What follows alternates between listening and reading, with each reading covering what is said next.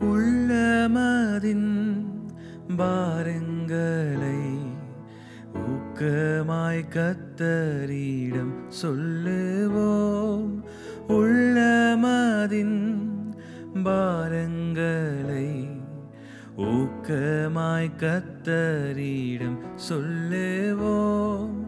இக்கட்டு நேரத்தில் கூப்பிடுவோம், இயேசு வந்தாதரிப்பார்.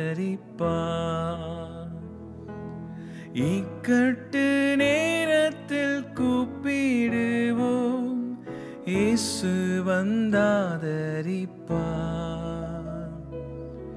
கர்த்தரை நம்பியே ஜீவிப்போம், கவலை கஷ்டங்கள் தீர்ந்திடும். கைவிடா காத்திடும் பரமனின் கரங்களை நாம் பற்றிக் கொள்வோம்.